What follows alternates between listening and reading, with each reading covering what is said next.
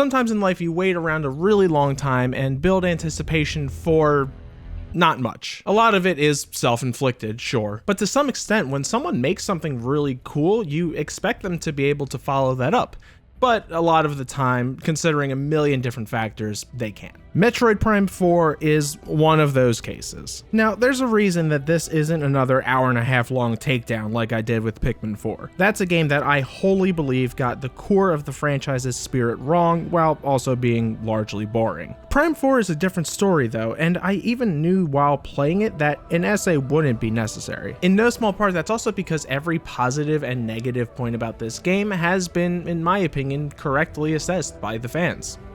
More or less. Prime 4 is a game where I loved parts and hated parts, where things were satisfying and very disappointing in near perfect rotation. And so that lends itself to a much simpler breakdown on my end that primarily is in response to my streamed playthrough and original Prime 4 concept video. In that video, I laid out tons of points regarding how both the game design and story could go, and I wanted to weigh those against reality. Here's where I'm at with this game. I don't want it to make enough money to where they think this direction is the right idea, but I want it to make enough money so that Prime stays on the docket and Retro has the proper shot to give us the best they can. So let's go over the pros and cons and measure it against my own expectations for the series. Spoiler warning for the whole game. Let's start with the things Nintendo really wants you to know about: graphics and performance. This game looks amazing. It's probably the best looking thing they've ever made. From the looks of the areas and characters to the visual direction, lighting, vistas, and graphical fidelity, there's very little to knock it for. And in terms of frame rate, cutscenes, and general smoothness of gameplay, good stuff. This pairs perfectly with the sound design and the score, both of which bolster this high quality production. I was a little worried from the title theme that this game's sonic palette wouldn't quite fit my interpretation of Prime, but I think they did great. Each theme does its job very well, whether that's ramping up as you progress through areas or pumping up boss fights. And they even got some memorable melodic themes in there, something Dread kinda lacked. I also think all the voice acting in terms of mixing and most performances is good and hits right. I'll get more specific in a few. But this game isn't all aesthetics, despite what marketing and interviews would have you believe, so let's talk gameplay. This is my favorite feeling Prime game. Controlling Samus feels exactly how I want it to,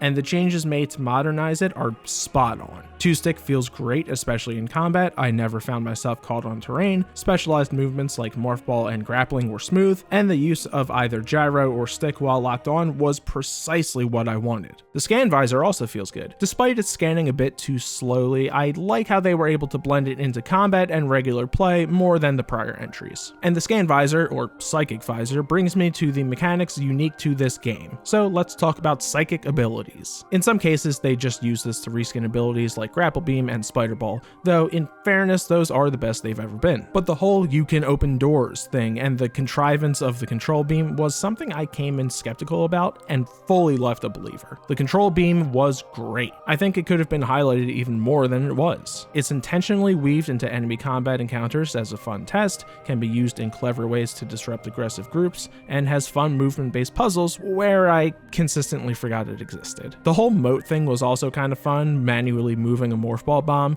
though that's one of the clunkier moments of gameplay. They probably could have smoothed it out. Something like having you charge the bomb, then exit Morph Ball into immediately holding it. In terms of other psychic stuff, that mostly falls to your visor combining aspects of Visor's past, adding a bit of variety to opening doors and unlocking hidden paths and shortcuts. Again, I honestly think they could have pushed the psychic visor even more, maybe having you track down psychic ghosts across the world that move in real time, sending you on a true hunt. And finally, let's talk bosses and Silex. I really like the bosses here. I think it has some really memorable, well-designed boss fights that test your abilities, feel tense, and have cool designs. Some earlier ones focus on the Control Beam, while later ones really emphasize strafing and pinpoint accuracy. They're not all 100% winners. I found the Flare Pool boss kinda tedious and the Omega Griever confusing at first, though there's some user error there, and all of them are a little too spongy, but overall, good. And then there's Silex. As boss battles, including the fake out fights, I liked those too. I always love fighting hunters and characters of a similar scale to Samus, and I think he gets a fun range of moves and attacks. Again, not perfect. The final boss Doc Ock thing is kinda weird and doesn't play into the beams enough, and the tunnel section right after that is totally pointless. However, I'm bound to enjoy anything Silex related more than most because of having been a fan forever, so I was satisfied with how those fights felt. Speaking of being a fan, let's talk about him as a character. Like I said, I've liked Silex since Hunters came out, but there's no real reason any of us liked Silex. He's got cool armor and a cool gun. Honestly, being a Silex fan makes me totally understand how Boba Fett got popular.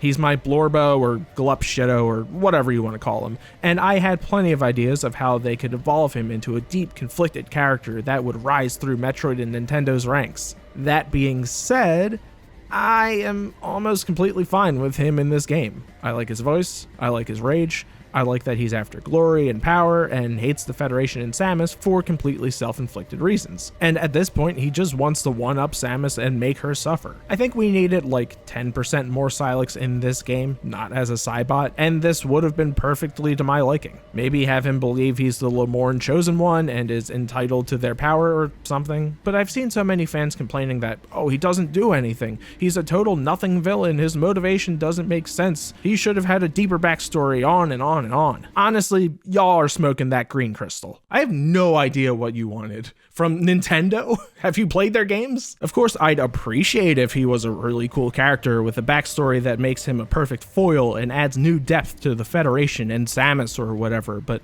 come on, be real here, that was never gonna happen. Ravenbeak is a power-crazed bird with a Darth Vader twist. Every ounce of Ridley's interesting lore is outside of the games. Prime 3's hunters were Frozone, Mystique, and Angry Grok. Join me in the reality where Silex uses his engineering to create obstacles for Samus, follows through on the cliffhangers, and lashes out in unchecked rage, and you will see that this is about as good as we could have hoped from him.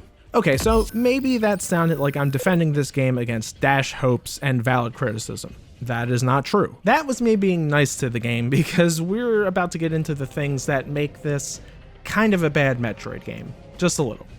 Maybe more than a little. Undeniably a disappointing game. And as a Metroid game is very important here because as a video game, I'd probably call it just barely a 7 out of 10 or something, but it is definitively lower as a Metroid game, and I'll just say it now, my third lowest Metroid game personally. Starting with some surprisingly small fish, the characters. They were basically concern number one of most players going into the game, that they'd be annoying and poorly written and ruin the atmosphere. Honestly, I thought they were mostly fine. Myles is actually okay most of the time. I wound up liking Duke and Armstrong a good amount, and View is the classic kind of robot I'm bound to love. Some of my positivity is unfairly garnered from unused content, where you can see that they did a good job at making these characters likable and alive. But even in game, I never hated them, and I felt some emotion at the climax of the story, so clearly they did something right. But ultimately, this is the section of negatives. Yeah, Myles is okay a lot of the time, when he's not a mouthpiece for the game. Anytime he's on the radio, he's extremely handholdy and highlights a lot of this game's problems, especially in Volt Forge, where he tells you what to do every step of the way at multiple points throughout the game, and times where the game basically tries to let you know that there is only one right path to progress. Plus, when you try to use your radio for help, you get no response 90% of the time and repeated dialogue the other 10. On the other hand, even one of my favorites has issues. View's introduction and place in the story is super rushed, and then later everyone is weirdly cold and unconcerned when the mech he's piloting completely explodes. No one's gonna check to make sure he's okay. Oh, but he is okay, for some reason. Not a scratch on him. Those are kind of small complaints compared to Takabi though. Such a weird use of comic relief. I know he's not intended to be comic relief, but with how terrible his line delivery was, that's what it turned into for me. Against every other actor doing pretty solid work, I could not take this man seriously for a second. Maybe he was going for something really specific and I'm totally misreading it, but it sounded so unnatural compared to everyone else. It's weird too, because I feel like he is a much more interesting character on paper than he comes off as in the game. Him being a loner, the conflicts about his past, the religious stuff. In my playthrough, I either didn't pick up most of it or felt it was heavily underdeveloped. It's possible that's specific to me not getting backstory stuff from him enough or being distracted by his voice, but alongside these archetypal characters played well, as a character, he just doesn't work for me. Already though, I've spent too much time on issues with the characters when, if that was the worst thing about this game, it'd be a non-factor. Let's talk about Soul Valley and the bike. First, the bike. I'm not opposed to giving Samus extra means of traversal, and I even think it controls pretty well, even if the hover mode is a little weird for me. The problem is there's absolutely nothing to do with it. You can drive around an empty void from point A to point B, or slowly in straight narrow corridors. It does not provide arguments for its existence at all. Well, okay, there is something to do on it, and it's the single worst thing in the entire game. Driving around Soul Valley collecting green crystals is the dictionary definition of padding. It is a worthless time sink that feels like the limpest justification of this area possible. Not to mention I find Soul Valley pretty ugly. I kinda get the alien planet atmosphere they were going for, but it's disparate from the other areas. But that's an incredibly small issue compared to the crystals and the endgame collection. The amount of crystals you have to collect, the infuriating small little chunks that are easy to miss, and the big blocks necessary for completion that you can't get until the end of the game drop this game down a point all on their own. It's completely unfun, it's lazy, and it's the worst collection Prime has ever done. Pair this with teleporting mech parts and needing to constantly reload the area for Takabi's 100% completion items, and the time leading up to the final boss is one of the worst gaming moments I've had in a while. Even the rip-off Zelda shrines, while generally fun and rewarding, are so few that they barely make an impression. It feels like for every mechanic they imagined exactly 3 puzzles, put those 3 ideas in the game, and stop there. So yes, the desert is terrible. And yes, I did have to waste an hour collecting everything. How this is not a universal experience when the game basically only leads you around the perimeter, I cannot comprehend. I've seen some people say, it's not that bad, I collected most of it just playing the game. Congratulations, you fell for their trick. You took the bait. You chose to drive around in circles and explore where there is literally nothing interesting or meaningful to explore. If you got the 200%, seek help. In past Prime games, you wander because you're looking for the way forward or searching for secrets. In this, you wander despite knowing the way forward, where no compelling secrets exist. That's what's wrong. And do you know how I know Soul Valley is bad? Because they put out an admission of guilt. They said the area was an early idea that inherently conflicted with Metroid, but they felt it was a good idea because people liked Breath of the Wild. And when they realized it didn't work once Retro was working on it, it was too late to delay the game again. This isn't just bad, it isn't Metroid, and it firmly solidifies its place among the worst things Metroid has ever done. That might seem like the blame for this game's failures falls squarely on Nintendo's direction, but we can't let the designers at Retro off the hook. The other weakest parts of Prime 4 are the direction, progression, and enemies.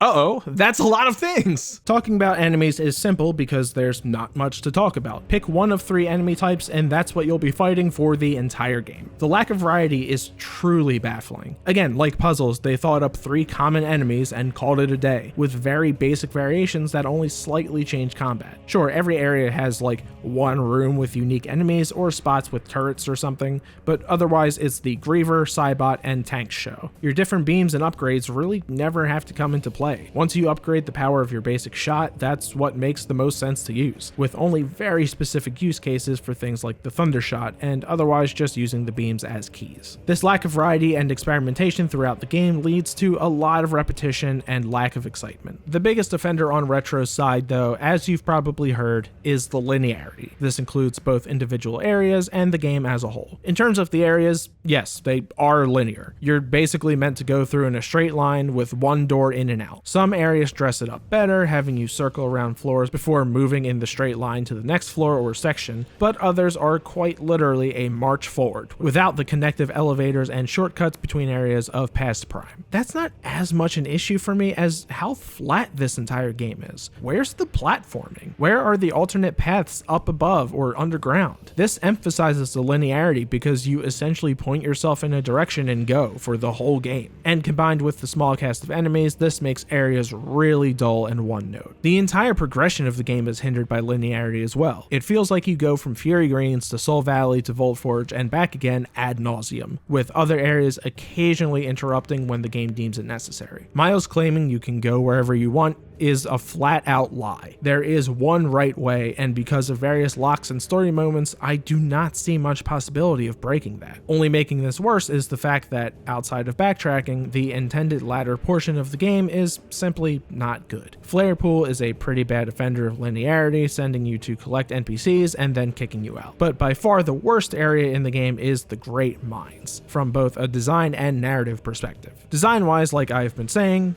it's a straight line. Unquestionably, this is not up for debate. You stare forward and shoot the same enemy 100 times and eventually fight bigger versions of that enemy. This is Retro at their least creative yet. This type of set piece could be excused if the use of the characters wasn't so idiotic. Without hyperbole, 4 times in a row, characters tell you to go on without them, making a dramatic sacrifice that may kill them off, until eventually, oh, no, it's okay, they're fine. What?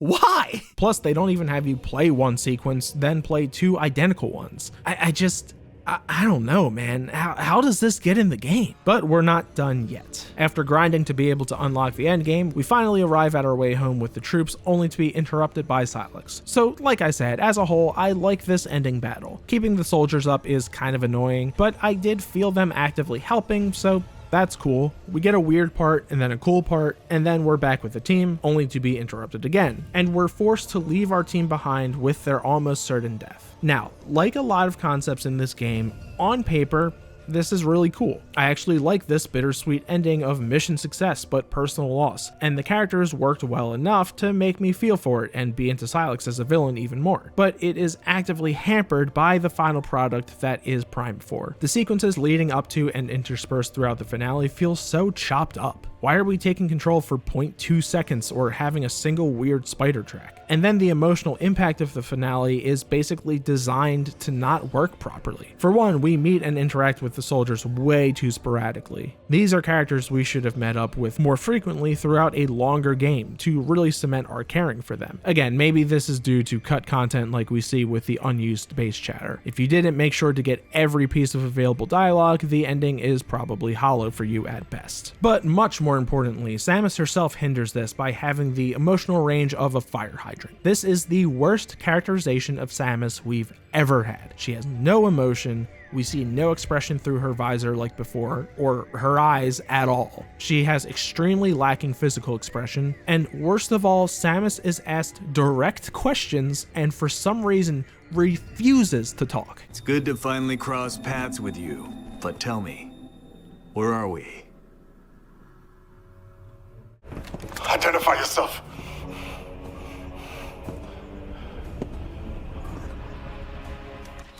Why isn't she talking? I doubt Fed Command would post their best hunter to rescue duty. We are stranded. Where are you headed? Why can't she talk? It's so weird. What brought you to this facility anyway? Some super secret mission? Well, if only I could speak, I would tell you. It's so strange. It's worse now. Because now there's like actually okay characters that we could interact with. What are these? Some kind of keys?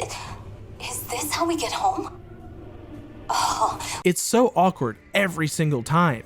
Samus speaks in games. I have no idea why Retro won't break this seal, but it drastically hinders the impact of what they're going for. The characters are trying their best to endear themselves to us, but it feels like Samus herself is shutting that down. As players, I think we naturally look to our protagonist and player character to clue us in on how to feel about things, and so her lack of expression converts to us feeling less connection to both her and the soldiers. Going back to the ending, all the mentions of Samus caring about the Lemorn have no weight because I never got that impression, and this grand display of camaraderie therefore comes across as meaningless. Samus is presented with no urgency, no conflict, no attempts to do anything but what she is told. I also find it poorly explained that they had to restart the teleporter immediately because I guess it shut down otherwise. So if they had to restart it and we know it's gonna blow, then why give us a choice? This was apparently something they wanted from the beginning, and again, on paper is a cool thing that I did feel conflicted over, but the setup to get to that necessary choice did not feel justified, and I think they could do something cool with this in the future, which I'll talk about soon, but as it is framed, Samus is kinda bummed about it, but ultimately ready to move on. She has done so dirty in this game. If I had to say what was most shocking about this game, it's how small it feels. There was a lot of time behind this game, and I know that it changed hands and COVID happened and all that, but when you look past the desert and the cutscenes, this is just a really small game. That's truly the best word to describe it. It's like half the game I was expecting, and I've never been so acutely aware of a game's development troubles while playing. Every area is half-baked, all the story beats are undercooked, we both don't get nearly enough time with the supporting cast and utilize them in a manner corrosive to the atmosphere. Every idea is explored once, and weapons don't have interesting enemies to be used on. There's also a lot of weird one-offs and limitations. You get attacked by wolves in a sequence where it is literally beneficial to stand there and let yourself almost die to progress the game. You get taught the Viola controls in this bizarre F-Zero racetrack that fits in with nothing, and no interesting tracks or paths are ever used again. There's a slow, tedious sand boss that's just even more padding, and nothing else to fight in the desert besides the two boring enemies that I completely forgot to mention. The Silex tunnel is pointless and confusing, and the end of Flare Pool is maybe the most baffling of these. There's one incredibly easy semi-escape sequence. You send the troops to safety, and then you don't play the actual escape. You just get a cutscene, and you have your bike, even though it was Eden. I guess it's psychic. And then the troops don't know if you're alive, except Myles directly radios you instead of just sending out a signal hoping you get it. Did they not review the game? Did they chop up this entire section? How did we get here? And again, the linearity and the game telling you exactly what comes next makes this game feel even smaller, with no sense of exploration or uncovering more to do. In general, the concept of linearity is not new to Prime, nor are speaking side characters and using vehicles, and so to call that not Metroid is not really a valid criticism. Prime 3 was also a much more linear narrative game, as was Prime Hunters to an even greater extent, though that wasn't retro, it was basically directly Nintendo. Furthermore, maybe linear isn't even the right word we should use. Theoretically, any Metroidvania is linear if there is an ideal order that you can naturally follow and know for repeat playthroughs. Segmented, fractured, isolated, the areas are certainly the only thing that feel isolated in this game. So that really brings up some questions. Have Nintendo and Retro completely forgotten or brushed aside what makes 3D Metroid compelling as years have passed and staff has changed? It may seem weird that I talked so much about negatives, but still feel some amount of positivity for this game, but it's because of the nature of what's good and bad. The good is the surface level, the visuals, sound, controls, and mechanical feeling of the game. The bad is the stuff that you sit and think about for more than 2 seconds. The use of characters, the design, the variety of gameplay, and the scope of this supposedly major entrance with decades of ideas behind it. You can have fun in the moment, sure, but as soon as you hold it up to the hopes and standards of a Metroid game, you can't help but notice the cracks.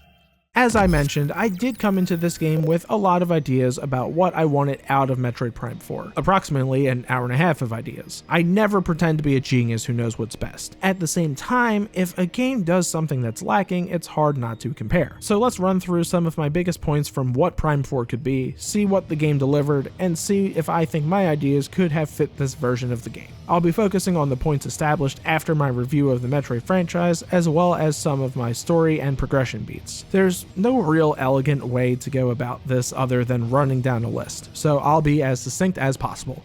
I developed my concepts based on my perception of the core tenets behind Prime: exploration, tactical combat, and subtle lore. Prime 4 gets like a half point from each. Areas are visually nice to explore and have a good amount of detail, but are designed poorly. Boss fights are good, normal combat is repetitive, and there are subtle lore moments in scans and world design, but they shove most things down your throat through cutscenes. So Prime 4 is halfway to being a Prime game. The pacing of the game is actually pretty decent and snappy, up until the slog of collecting crystals. A lot of the tightness comes from how guided it is. The sections are certainly visually unique, and their designs fit the lore well enough, but they don't do much with each section. No, not at all. There's zero interconnectivity between areas besides Soul Valley, which is slow and boring, or the long loading screens to and from Fury Greens. Nope, the area layouts are very weak from a gameplay standpoint.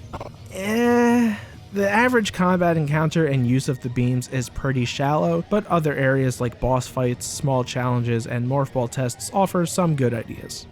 I mostly discussed this in relation to weaving scans into gameplay, letting you use your brain to figure out lore and progression. Again, I think scans provide some good world building, but they're not used in a very interesting way, which ties back to the Lemorn, which I'll get to shortly.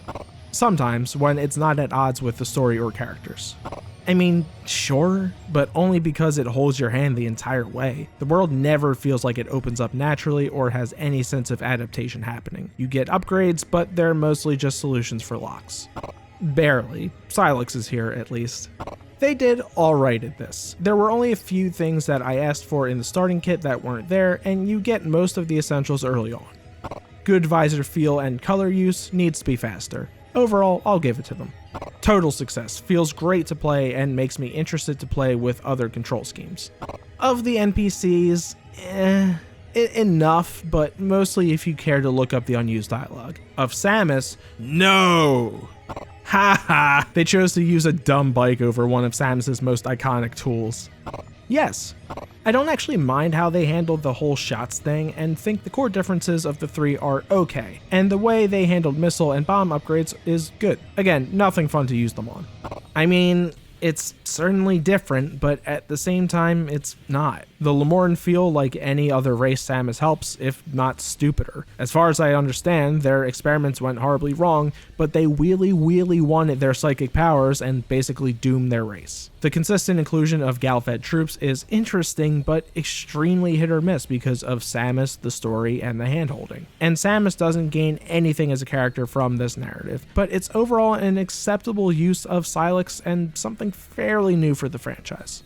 They mentioned this in that Famitsu article, that they didn't have time to consider the faster pace of modern FPS, and so they didn't. I didn't feel Samus was horribly slow on her own, but mostly because the environments are so small and restrictive. Not quite, but the strafe felt good. I'd prefer if there was a dash to use during platforming, but, I'd prefer there be platforming at all. No, they're either assigned to certain weapon upgrades or full-on narrative gates forcing you to play a set way.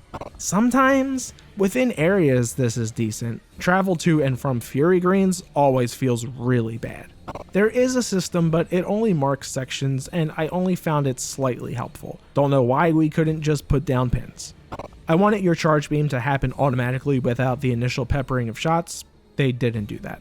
I had conceptualized a bunch of suit upgrades and visor types, and they really only have one flat upgrade for most of the game for both. Honestly, this worked okay for me. A lot of times I find visors a little tacked on and cumbersome, and suit upgrades only really used as keys like the gravity suit and water sections. It does, again, make the game feel small though. The final suit upgrade with the shield is kinda interesting. I got use out of it.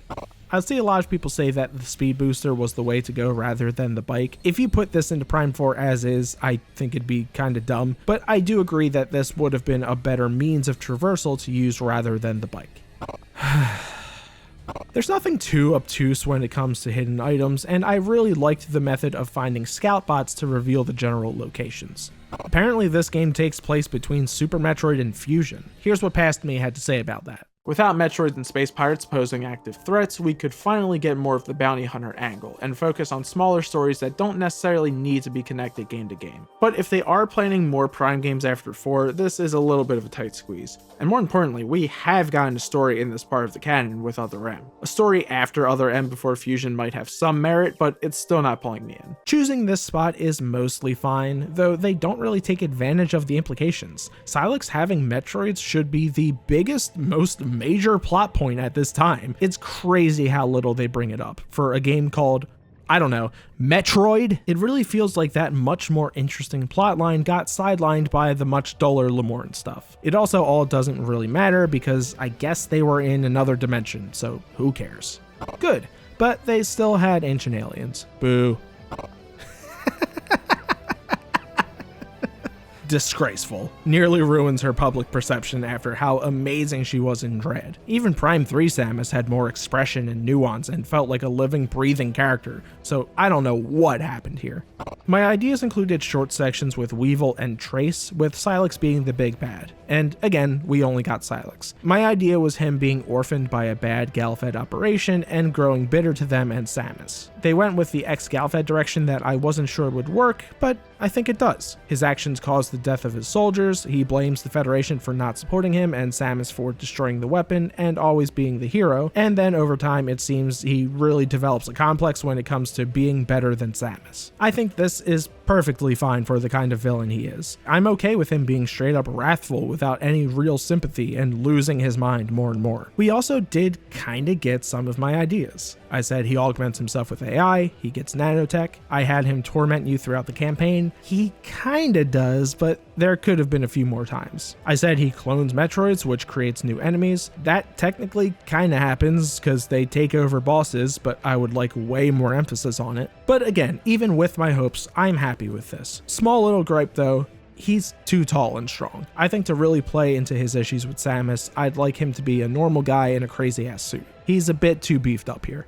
And my final point was about the general flow of the campaign. I wanted you to go on smaller missions around different planets, revisiting once you got new weapons, until eventually discover the main planet that you're on for the rest of the game, going back to core Metroidvania Prime gameplay. And honestly, it feels like my version of Prime 4 would basically be this game is Act 1 and then Prime 1 is Act 2. And it kind of highlights why maybe my Act 1 idea wasn't that good. Just like Prime 4, if done right and designed well, this type of Prime gameplay would be fun, but would inherently be overshadowed by the thing that most people came here for anyway, if Act 2 was more like Prime 1. Either way, whether my concept would have worked or not, the fact that Prime 4 ultimately only feels like half of what I hoped for is certainly disappointing. Again, small is the key word here. It doesn't feel like enough for how big and important this game should feel. Instead, it comes off unambitious and uninventive.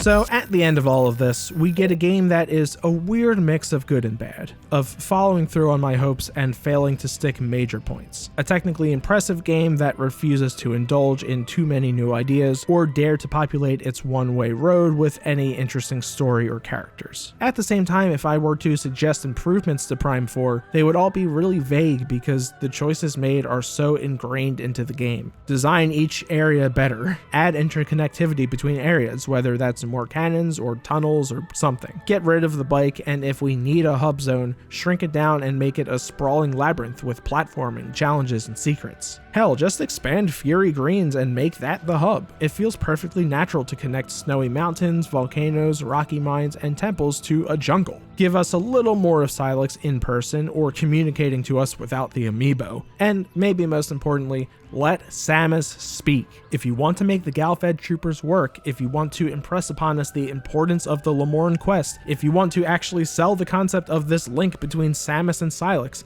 you need to make her a character. But this is the Prime 4 we got.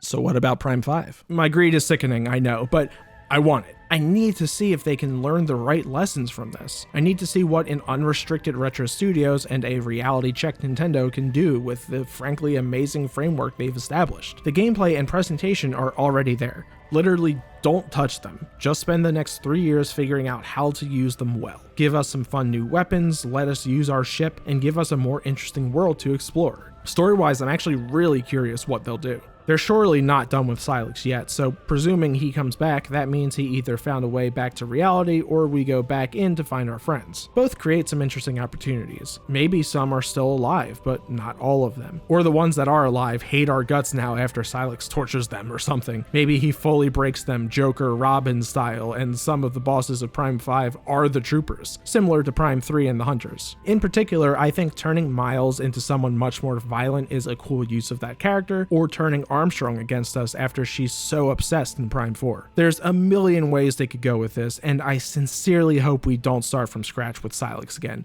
Please, just a shred of continuity. I'll take anything. But what do you think? Did you like Prime 4 or were you disappointed? What did you think of Silex, the best character in all of fiction? Let me know in the comments. Like I said recently, I'm planning to do a lot less with this channel after the next few videos. But if and when more Prime comes in the future, or if I'm so inclined to talk about more Prime 5 concepts, I'll be here. Until then, subscribe to stay in the loop for all of my various future projects, and again, thanks for watching.